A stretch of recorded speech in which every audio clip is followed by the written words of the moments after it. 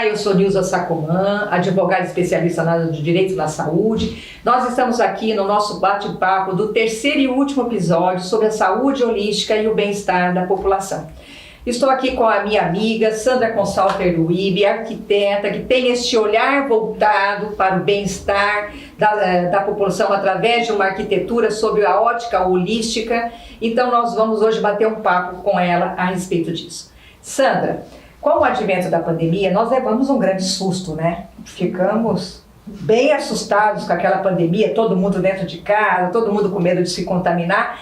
E houve um lado muito ruim e que as pessoas adoeceram no primeiro momento porque elas não estavam acostumadas a ficar dentro de casa. E o homem é um ser social, ele gosta de se interagir, de repente ele interagia com a própria parede ou com a planta ou com o cachorrinho dele, né? E aí, Sandra, me diz, qual foi o resultado disso? O que resultou de bom em termos de arquitetura que você pode nos dizer que a população acabou entendendo como é que é esse novo modo de viver? Porque nós não vamos mais voltar ao passado, né, Sandra? A gente espera que não, né? Mas, Nilza, realmente a pandemia trouxe uma nova forma de utilização dos espaços dos lares. Em primeiro lugar, a casa anteriormente era dormitório. As pessoas saíam cedo, passavam o dia fora, levavam seus filhos, quem tinha filho, para as escolas, buscavam em olhares em diversos horários, mas voltavam para casa para dormir e eventualmente faziam uma refeição. Então, qualquer lugar da refeição, para assistir uma televisão e para os seus quartos e tal, mudou tudo. Nós passamos a utilizar os espaços domésticos 24 horas, exatamente todo o tempo do dia e da noite a gente estava lá. Então, tínhamos que setorizar. A princípio ficou tudo misturado, todo mundo trabalhava em sala de jantar. Era criança correndo ali, era cachorro latindo lá e todo mundo aquela coisa girando no entorno do trabalho. Mobiliário não era adequado, porque cadeira de sala de jantar não é cadeira de trabalho. Então ela não tem ergonomia, você não consegue ajustar o móvel. Porque uma cadeira de trabalho, ela se ajusta ao seu corpo, não é o seu corpo que se ajusta a ela. Então, a iluminação não era adequada, as pessoas passavam um dia, às vezes, olhando para a parede, enquanto que era só girar e dar, virando para uma janela, para uma sacada. Nós, arquitetos, tivemos que reavaliar os espaços desses clientes, dessas pessoas, e mostrar que tem condições de você desempenhar essas funções dentro da sua casa. Mas a casa teria que estar preparada para receber. Então a gente foi muito consultado, trazendo parte de escritórios para dentro de casa, criando esse setor, setorizando os espaços.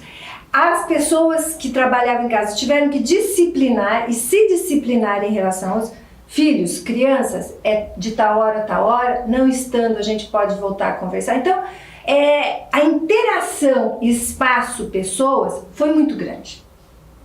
E nós, profissionais da área de arquitetura e os clientes, e as pessoas de uma forma geral, não pode esquecer, nós temos muitas soluções para criar espaços seguros para os de novos jovens, mais ou menos jovens e idosos, que seja, né, essa nova classificação. Não tenham vergonha de pedir para instalar barra nos banheiros. Não fiquem intimidados em colocar uma banqueta para você sentar e lavar seu pé dentro do banheiro. Usem tapetinhos de borracha que te dão segurança dentro do box, porque o banheiro é o lugar, é o maior número de acidentes domésticos para as pessoas que têm deficiência ou são idosos, é no banheiro. É interessante você falar isso, Sandra, porque a gente não tinha esse olhar. Eu tive uma experiência na época da pandemia, montei minha escrivaninha na sala. Depois de um mês eu já estava irritadíssima. Chamei a Sandra, ela criou um ambiente maravilhoso. Hoje eu tenho um escritório em casa, que é uma biblioteca, que eu adoro o ambiente. E no primeiro momento eu não dei importância, mas ela se preocupou com a luz que entraria com a cortina, o tipo de mesa, qual a cadeira que eu precisava, qual a posição que ia ficar a minha mesa. E olha, eu digo por experiência, passei a ter um lugar maravilhoso para trabalhar. Eu adoro ficar naquele meu espaço. Então, a Sandra, você tem razão, Sandra. Nós temos que nos preocupar com esse bem-estar. E eu concordo e acho que não apenas para os velhos, mas também para todas as pessoas. A gente tem que ter um cuidado com essa questão da segurança, né, Sandra? Então, as pessoas passaram a ter esse olhar. Finalizando a sua fala, nos fale, Sandra, como ficou então o olhar das famílias? Elas passaram a ter esse cuidado? Passaram, Nilza, a se preocupar um pouco mais, pelo menos, porque é um assunto novo. Você entender que você passa a ter necessidades diferentes do que você tinha com 30 anos, os espaços envelhecem e a gente precisa tomar esse cuidado.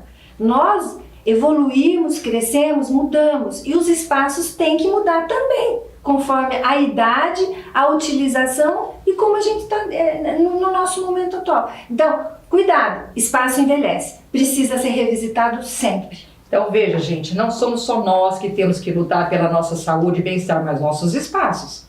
Aquele velho, aquele móvel velhinho que está ali te perturbando, quando você passa, você tropeça, está na hora de trocar e conversar com um arquiteto que tem um olhar holístico. Aí, chamar um profissional, isso é interessante. Se vocês gostaram das nossas falas e desse bate-papo, dê um like, né? Nos siga na rede social, ele estará no podcast, estará também no YouTube, no Instagram, e gostaríamos que vocês escrevessem, dessem a sua opinião para que nós possamos responder e até trazer para vocês informações interessantes, assuntos que vocês gostariam de ouvir. Muito obrigada e até a próxima. Obrigada, Nilza, pela oportunidade. Obrigada.